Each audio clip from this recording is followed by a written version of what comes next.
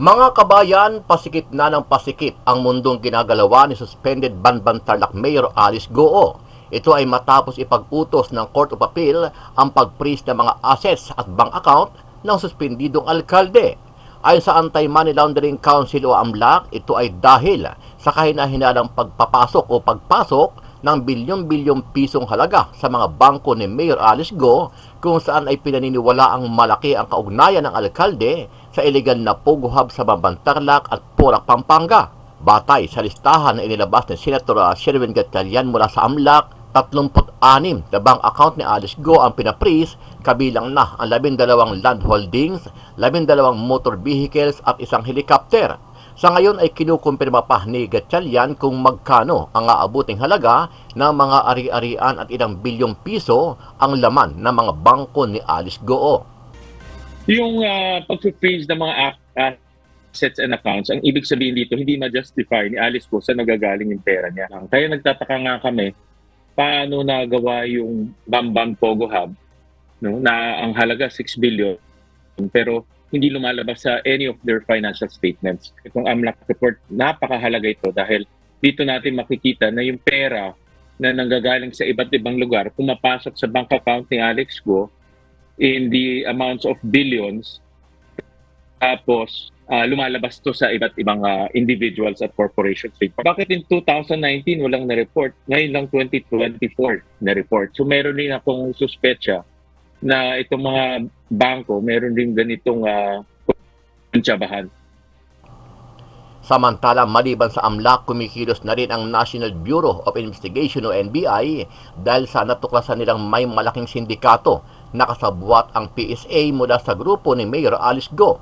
Ito ay matapos madiscover ng NBI na modus na ng mga dayuhang Chinese na kumuha ng mga faking birth certificate at nagbabayad sila ng malaking halaga sa mga kakutsaba nila sa loob mismo ng PSA para makakuha ng mga faking dokumento at magamit sa iba't ibang kalokohan gaya ng ginawa ng pamilya ni Mayor Alice Goo. So malaking malaking sindikato, malaking meron dito mga nagkakapera ng malaki din. Silang nagpa-process. So I think there's somebody na may parang fixers. They will go to them and to process it. Some of them nagtatrabaho sa Pogo. And ganito din yung kay very exactly ganito din yung case ni Mayor Alice Goo. What I mean is the late registration.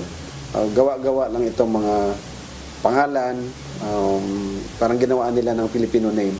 Sa kaugnay na balita, nanindigan naman si dating legal counsel ni former President Duterte na si Atty. Harry Roque na wala siyang kaugnayan sa illegal na Pogo Hub kung saan ay dinadawit ang kanyang pangalan mula mismo sa pamunuan ng PAGCOR. Matatandaan na sinabi ni Senator Risa Hontiveros at Senate President Chis Escudero na ipapatawag nila si Roque sa susunod na pagdinig sa Senado para ipaliwanag ang isyu na kinasasangkutan niya sa illegal na Pogo Hub sa bansa.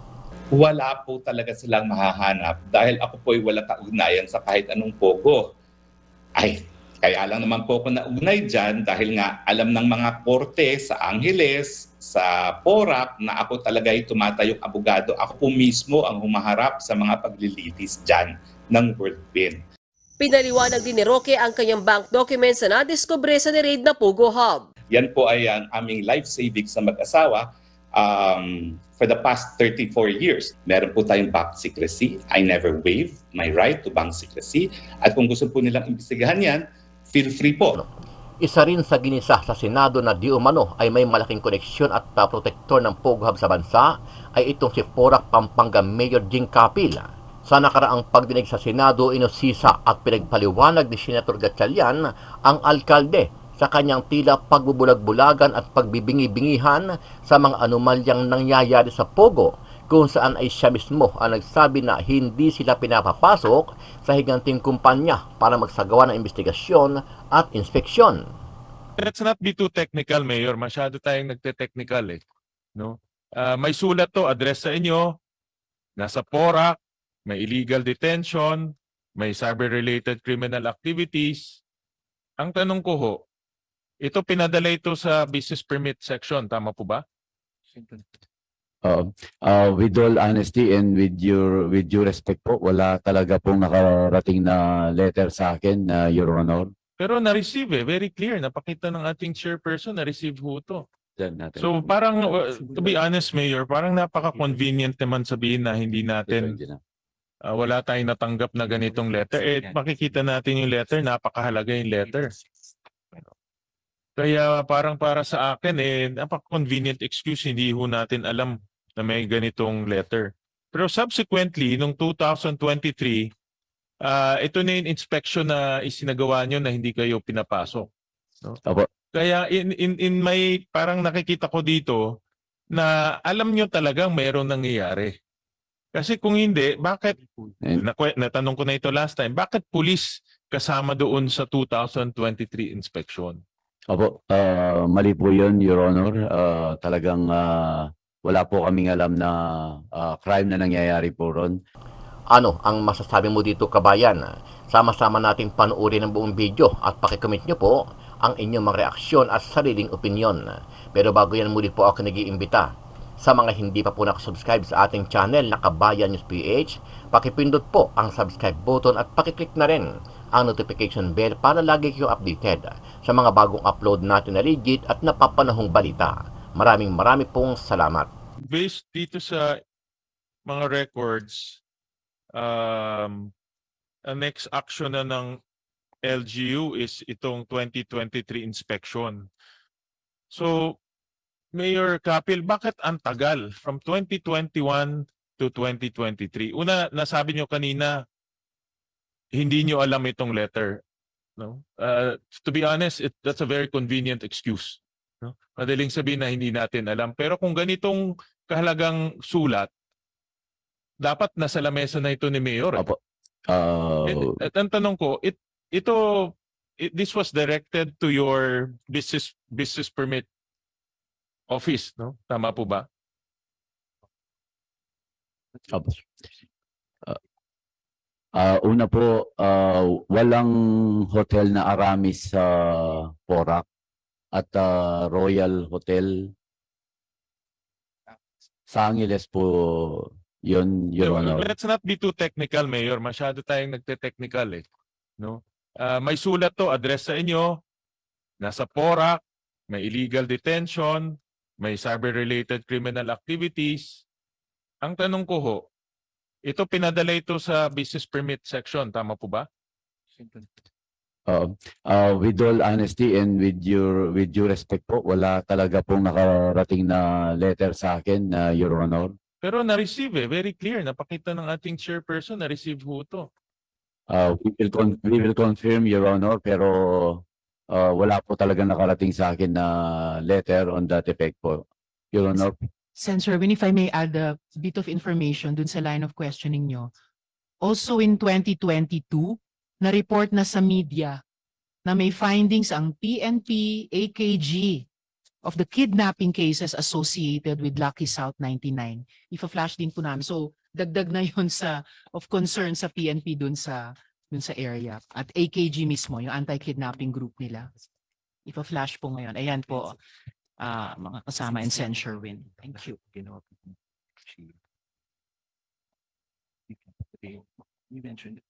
So parang, to be honest, Mayor, parang napaka-convenient naman sabihin na hindi natin, wala tayong natanggap na ganitong letter. Makikita natin yung letter, napakahalaga yung letter. Kaya parang para sa akin, napaka-convenient excuse, hindi ho natin alam na may ganitong letter. Pero subsequently, noong 2023, ito na yung inspection na isinagawa nyo na hindi kayo pinapasok. No? Opo. Kaya in may parang nakikita ko dito na alam nyo talagang mayroong nangyayari. Kasi kung hindi, bakit, natanong ko na ito last time, bakit pulis kasama doon sa 2023 inspection? Opo, mali po yun, Your Honor. Talagang wala po kaming alam na crime na nangyayari po ron. At saka, if I may read po, yung comprehensive talaga, hindi ko lang po binasa lahat. Na continuous monitoring po ang aming police with their report na nandito na talagang wala po silang nakita rin na crime.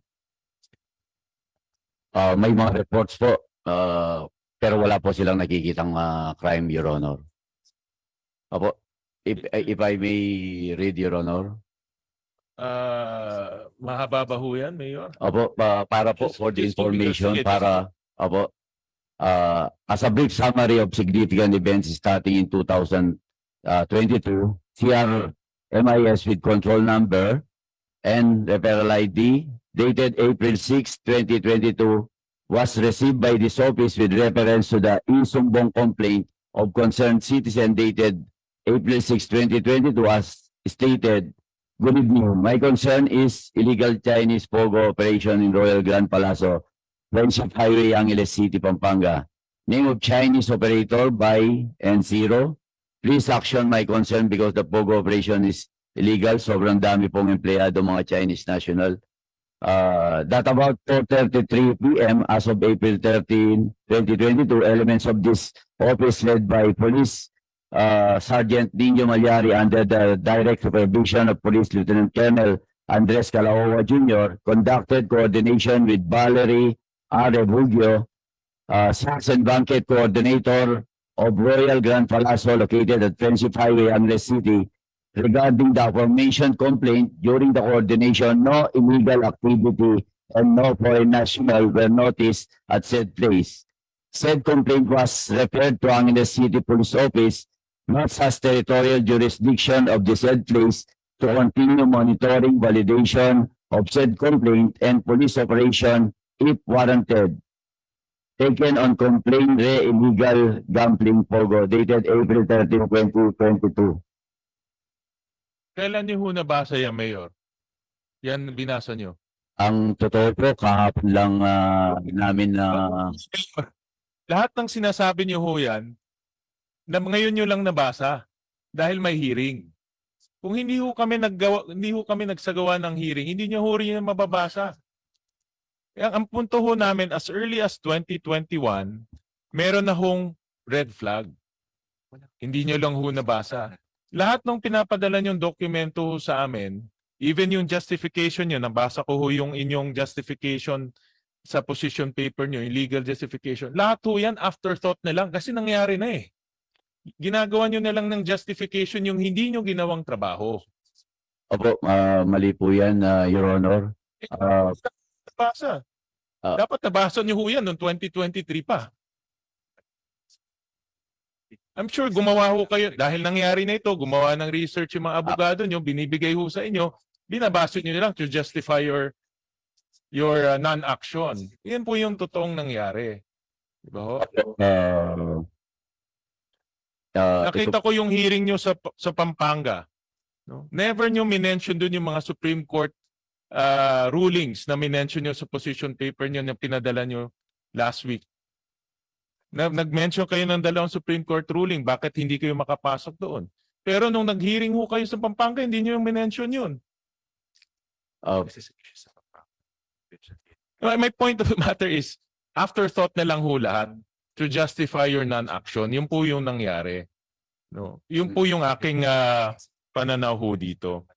Tatalon lang po ako sa isang ito lumabas rin to sa Mr. Chairman, para po makatulong naman ang aming legal, kahit konting lang po para makapag-explain po kami with my lawyer. Please po, sana po kahit konti lang po. kayo po Allow our lawyer po. I'm sorry, Mayor, hindi po pinapayagan ng mga komite ng Senado sa mga pagdinig na magsalita yung legal counsel. Yung lamang pong resource person. Pwede lang po kayong humingi ng payo sa kanila at isama nyo sa isasagot sa komite. Salamat po, Mayor. Salamat, Senator Sherwin. Thank you, Madam Chairperson. May papakita po akong pagbabayad ng taxes. Nakita ho namin dito sa pagbabayad ng taxes, RPT, na itong Lucky South 99, for the last almost 5 years, 26,000 lang po ang binabayad na amilyar. And then itong Whirlwind Corporation, isama na ho natin yung mga kanina pinag-uusapan sa DAR, si Ms. Celine Roque, ang binayad is 15,000. Kung susuma ho natin, that's 41,000 for the last 5 years. Kulang-kulang ho, 4,000 ho yan kada taon. Papakita ko sa inyo yung laki ng inyong compound doon. No? 10 hectares po yung compound. Meron pong almost 30 plus building, pakita lang na. 46 buildings, pakita lang ho namin. Sa 4,000 kada taon, hindi ba ho tayo magtataka na sa ganitong laking lupa, 4,000 lang po ang amilyar na binabayaran? Opo, tama po kayo dyan. Ang naging problem lang po talaga namin dito is assessment problem lang po. Mayroon nagkaroon talaga ng problem ng assessment. That's a trabaho na po ng assessor. Pero Mayor, alam niyo may building permit kayo in-issue. May occupancy permit in-issue. Nakita ko lahat po yan. Ang next ng occupancy permit is tax declaration na. Kung hindi sila magde-declare dahil ang mga taxpayer natin minsan hindi talaga nagde-declare, ang local government can issue on its own tax declarations based on the occupation permit. Pero halos 5 taon ho, wala kayong sinisingil. At last week, pinakita ho namin yung kanilang business taxes rin ho. Wala hong kinokolekta. Napapakita ho namin doon sa Whirlwind. Pero ngayon po, Your Honor, may bagong tax assessment na po na 5.4 million. Ito yan kasi nasa media na ho lang ngayon eh. No? So sigurado ho. So ang punto ho namin, pinakita ko na ito. Let's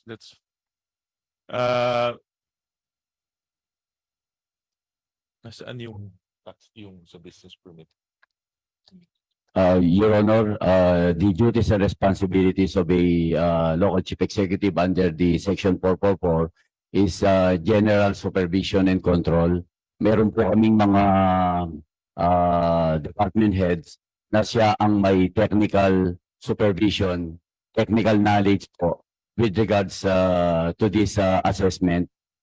Hindi na po kasi trabaho ng mayor, talagang sa dami po ng trabaho ng mayor, kung iisa-isain ko po ang assessment sa almost 9,000 real property, 90,000 real property sa amin sa Porac, wala na po akong matatrabaho.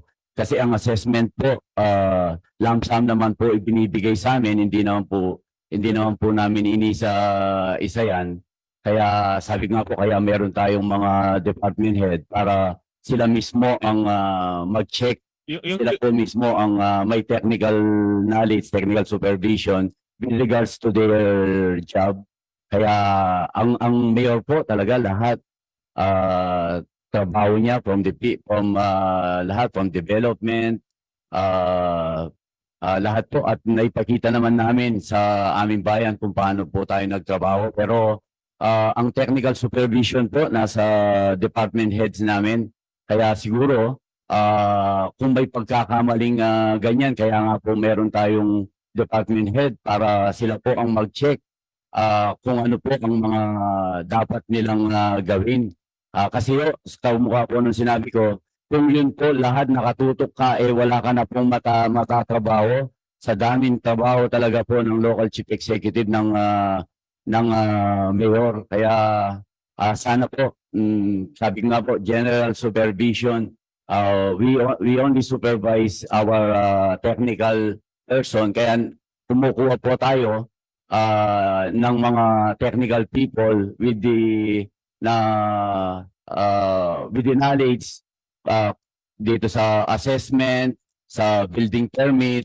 Kasi po talaga ang mayor, kung lahat tatrabahuin niya, wala na pong matatrabaho ang mayor. Pero Mayor, Your Honor, baka kung wala ho kayong collection, wala rin kayong magagawa. Ang pinakaunang dapat aptupagin ho natin yung collection. Alimbawa po, Kung isang taon lang, baka pwede pa natin tanggapin ho yan. Pero kung 5 taon, na halos 4,000 lang ho ang binabayaran kada taon, hindi na ho tama ho yan. No? Kaya ang punto ko lang ho naman, napakita ko ho last week, nasabi ko nga na nakita ko ho naman, Mayor, may political will kayo eh. Nakita ko sa ibang establishmento, pinapasaran nyo.